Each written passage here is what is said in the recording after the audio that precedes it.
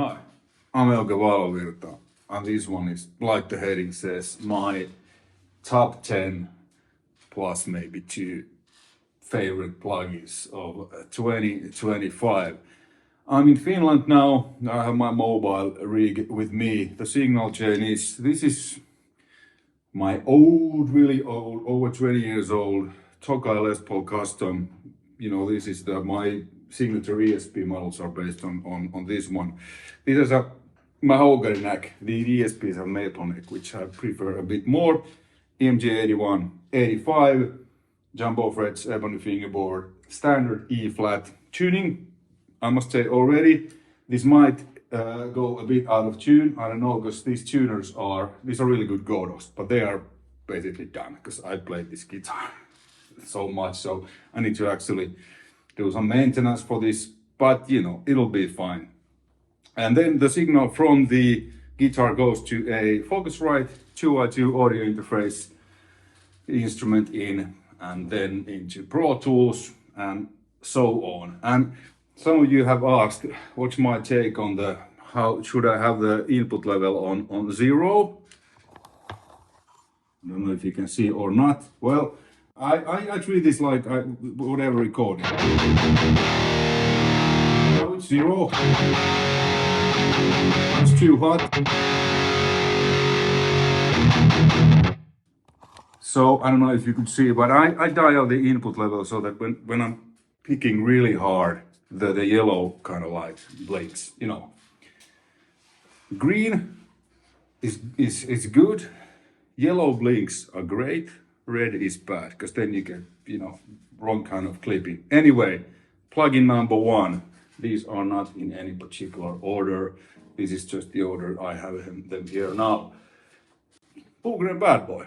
That's the plugin of my, you know, legendary Bad Boy amplifier Marshall JCM 800 with my Bus ST1.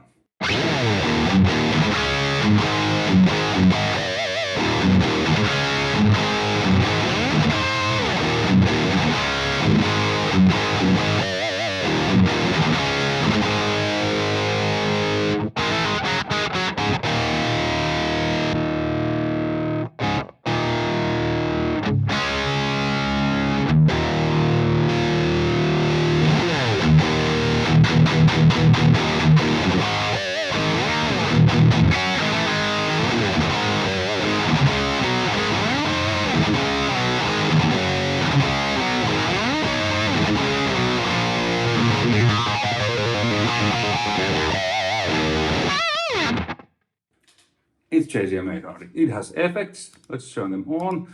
And this is now mono channel, as you can see here. So the delay is, you know, kind of like stereo, not ping pong, because that's bypassed. Because that only works if you have this on stereo channel or as a standalone.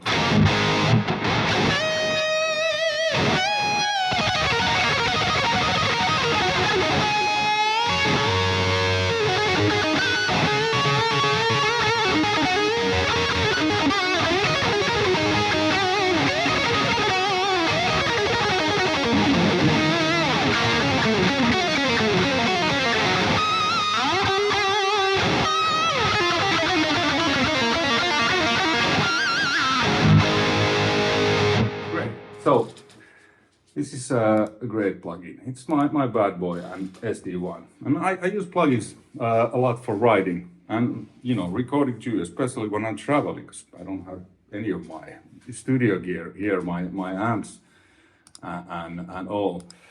Okay, then the second one that I use a lot, and this is great because this works as a standalone. So you can have this on your desktop and monitor there without 0 latency. So I'm having a bit of latency here. Like, it's not much, but it's noticeable. So whenever I'm recording with these plugins, I have them on the desktop.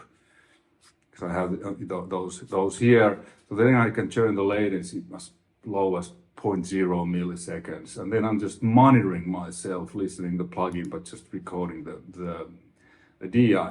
Okay, another plugin. This is Bogren's 5150.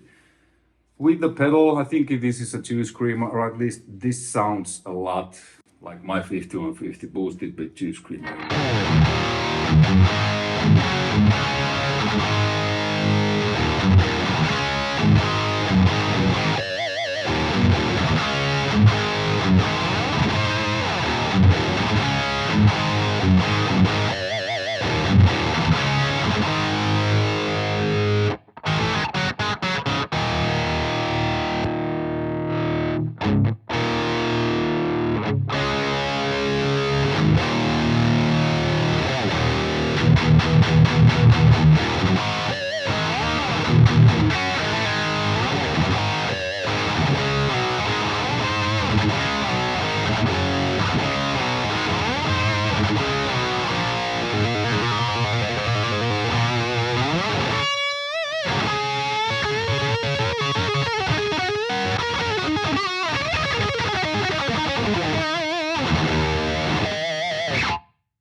Yeah, it's great. It's 5150.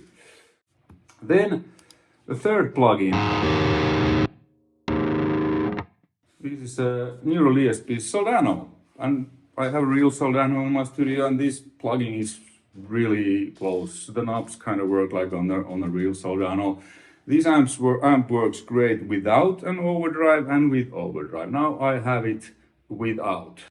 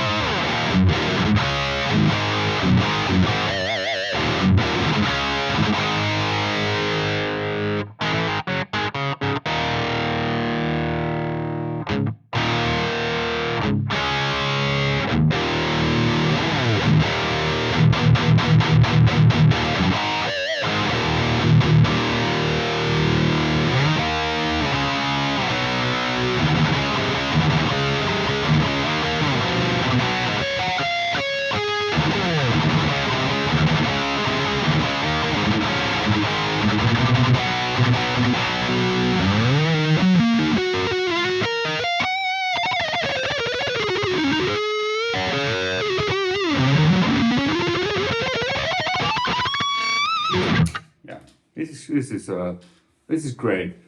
I have 2 IRs. I have the Bogren Sound of God 2 and Bogren's my signature Valovirta IR from Jens's Lead and Clean pack, and this is from the original Rhythm IR pack. Links are in the description. And if you decide to buy any Bogren products, when you go there with my link or use my code Euge230, you'll get a small discount. I'll get a small commission. Thank you.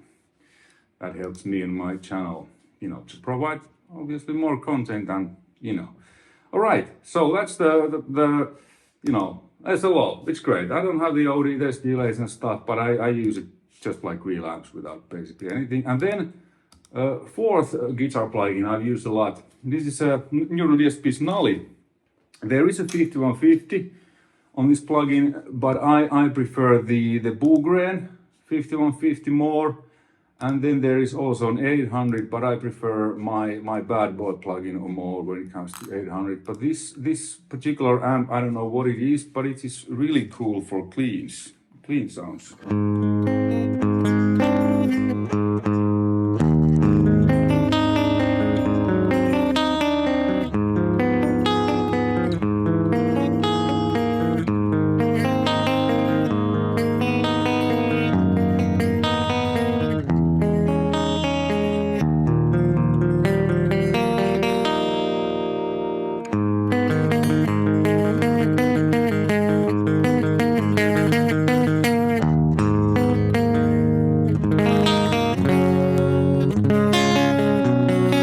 Works even better with a single coil, but I don't have any single coils with me. And there's also a bunch of effects.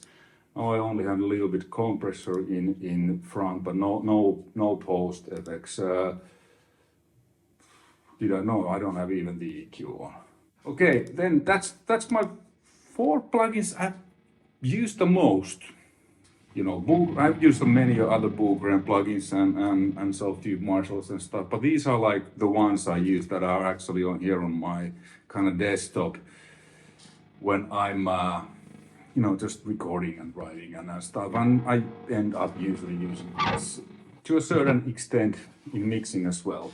If I'm not mixing in my studio and re-amping with real amps, which I mostly do. All right, then number, where we are, 5. Let's keep using the bad boy that I'm most familiar with.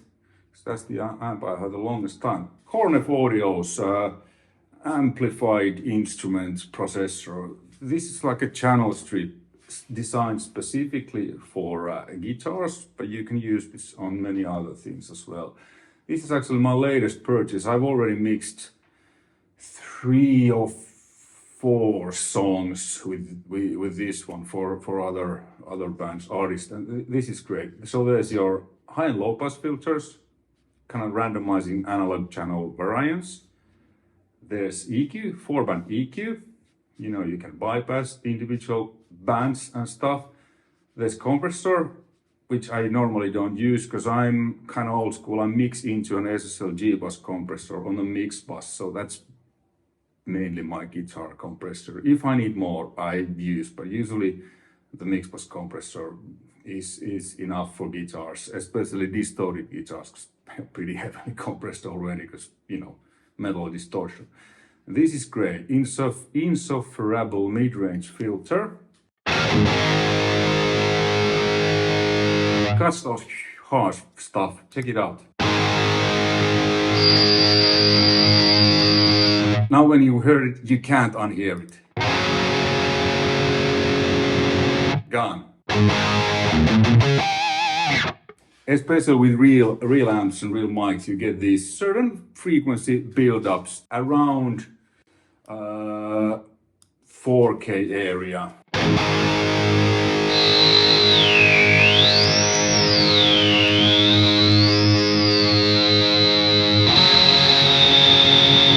Actually, with this one, the 3.6 is kind of the nasty. So this is great. You just put listen. You find the nastiest frequency and then you do reduction. I'm only doing like 3 dB, and then you can compensate the lost, kind of what you lost on the upper higher mid, so then you can kind of compensate back because the bad stuff is taken out, so you can bring back the presence without these harsh frequencies. Once you hear it, this listen, you cannot hear it, at least I can't.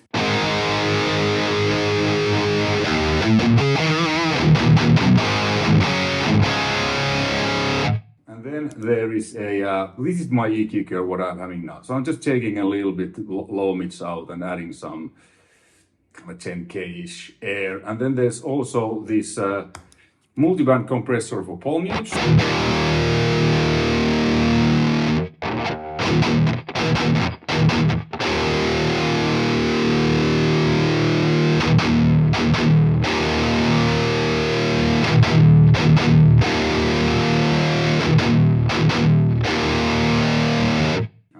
Off now, but when I'm mixing, I usually have this, you know, when there's doubled guitars or quadrupled guitars, you know, this comes in handy.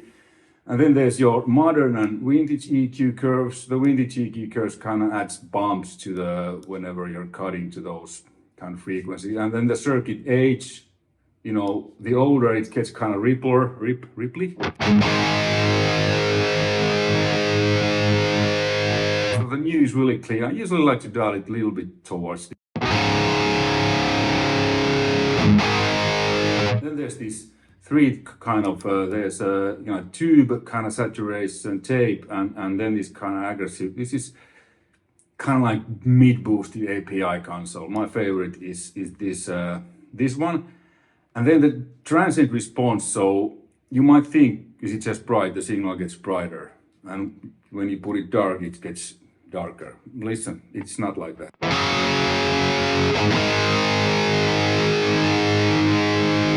So when you turn it bright, it gets darker. Why is that? Well, because this is how this tape simulator reacts to transients. And as you know, hopefully now you do, but tape saturation, that's compression.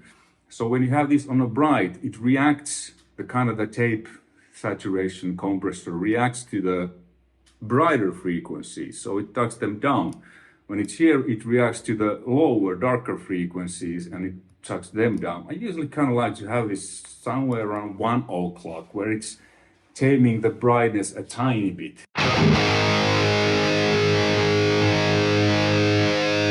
Kind of smooths out nicely, and if I bypass,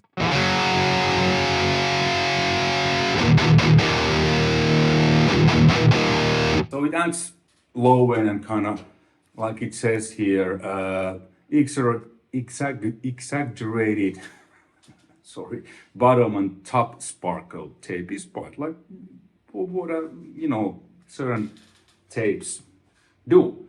And then there's all kinds of, you can tweak these and have this dry bed, but this is really great. This is like everything you need. A stereo widening. Now when I'm having a mono signal, it doesn't do anything. But if you would have this on like two guitars band hard left and right, you can widen the guitars with this one. This is pretty awesome. I have already dialed certain like a starting point presets, and this is the demo guitar bus. Let me show you when I bypass.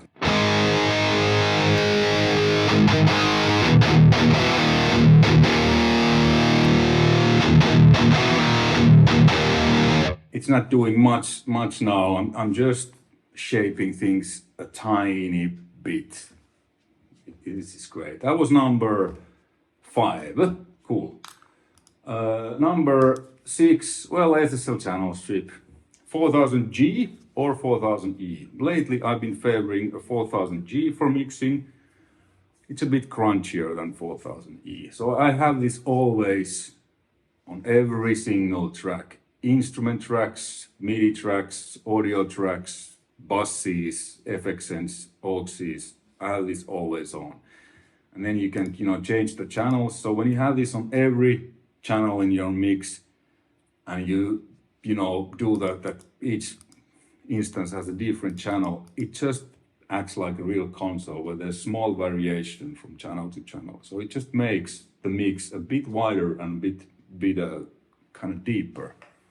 I really love these plugin alliances, consoles, and I've worked with Vila 4000E, 6000G, and these are, it feels like, at least to me, it feels like working with a real console. And you can, now I dial the sound with the amplified, okay, that's good, but maybe I feel like, oh, maybe there's a little bit too much low end. Let's just use a low cut.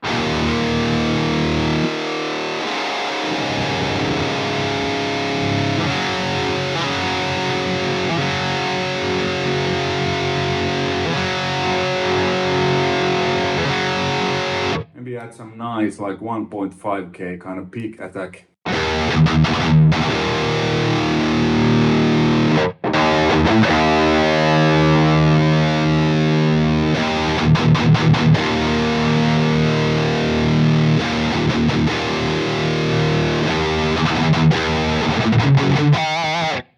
I can really fine tune the sound with this one too. Let's put it back to factory default. Great, that's number 6.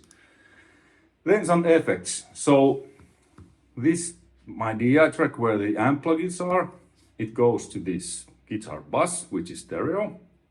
Then I'm sending the signal to different processors. First one, my favorite, in 2025 and since the beginning of times is a Dimension D. I usually have it, I had the real thing, but this is like the real thing, so I don't have the real thing anymore. 1 and 4 in. And I use this pretty much always on rhythm guitars just to widen them. I like to widen things this way than, even though this is great, but when always with these artificial wideners, I feel like my head starts to spin and the dog starts to bark. It sounds like it's out of phase or whatever. So I don't, this is actually one of the best ones I've tried, but I still prefer widening the guitars with choruses, harmonizers, and delays and reverbs. So let's blend this in.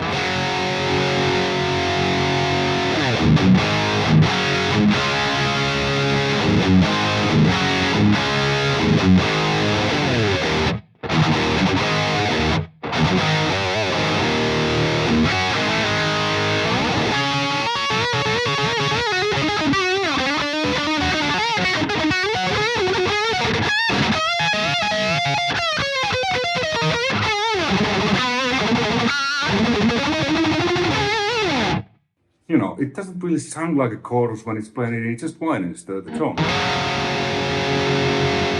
Great. Another favorite.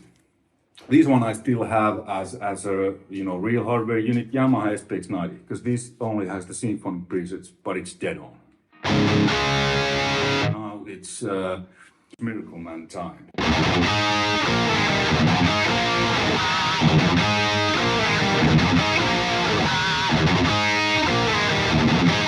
Oh, crazy baby.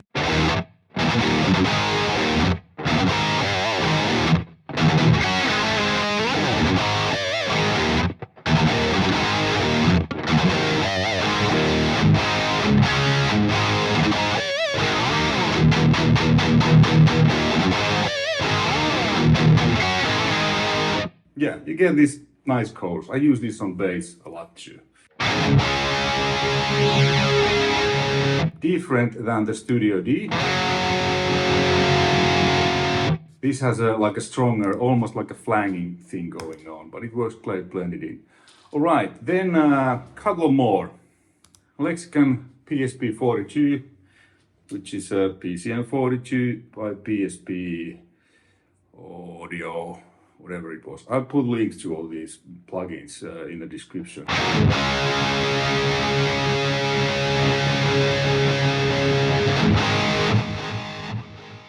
And it's like a mono delay like the original, but when you put it to it like a dual mono, multi-mono, dual mono, I'm pretty sure you can do this multi-mono on every single door, or if not, it should be there, because this is great, at least Pro Tools had it.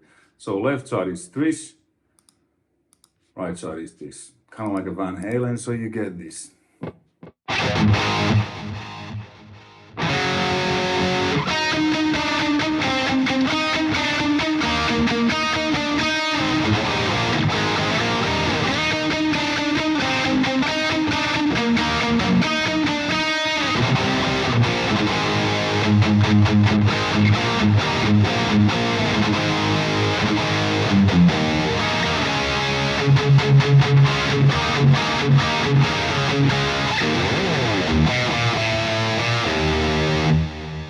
Great. And of course, when we're talking Van Halen, plugin number, maybe this was 8 now, or 9? H3000. Micro-pitch mode.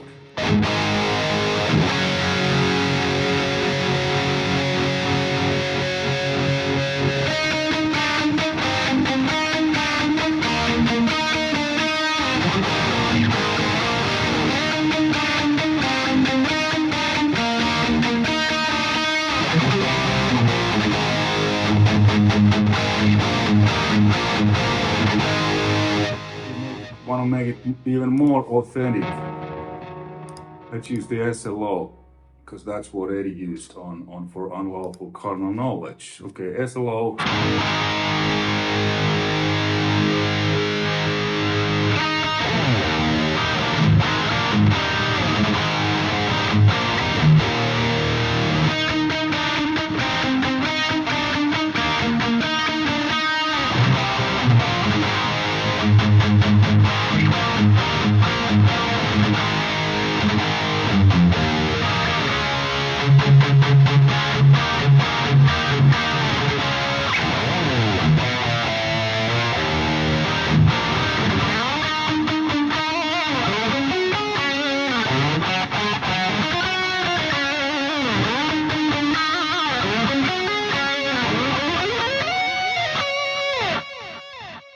Great stuff. Okay, harmonizer out. So I'm blending these in, so it's like a wet dry back. The direct signal is always going out directly, and I'm blending these in. Then this is probably already 11.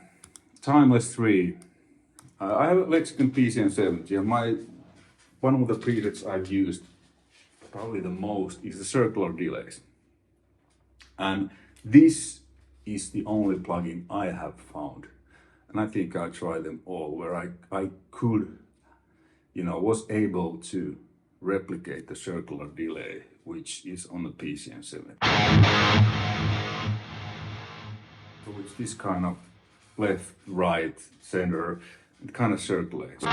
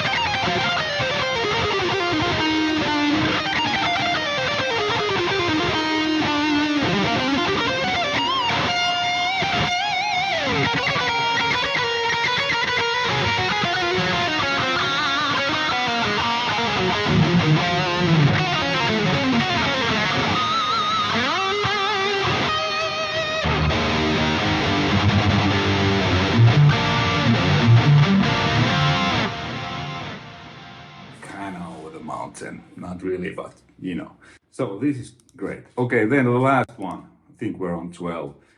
Room. I've been having this room on all the time now. So what this does when it's like set like guitar, source, and reverb mode, it's basically like my amps would be in this room, mic'd in this case with two U67s. Check it out when I bypass it. It's barely on now, but it still creates this sense of depth.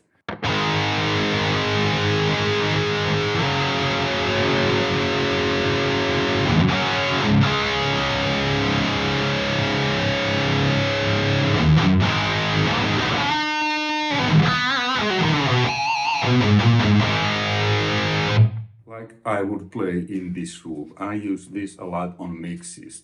Sometimes very, very small amount, sometimes larger amount. I'm just normally I'm playing, I like to kind of have it a little bit, you know, higher the level than what I usually have it when I'm mixing, but this just gives me the sense, because I'm monitoring with really small generic speakers, so this gives me the sense that I'm actually in a big space in front of a 4x12 cab.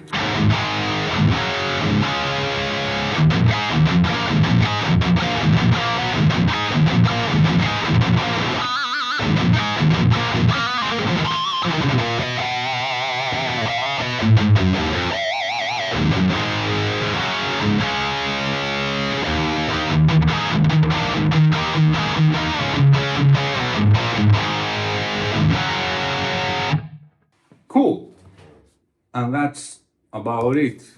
Hopefully you found this interesting and informative. I'll put the links to these plugins to the description below. The only one that I have affiliation with is the Bogren stuff. Like I said, you know, if you use the link and purchase anything, I will get a small commission, you will get a small discount, which is, I think, both parties win. The other stuff, you know, I bought like a regular Joe, and I just wanted to show you because I think these are great plugins. I use these a lot when I'm recording and mixing or just noodling with my guitar like I've been doing now on this video. All the best.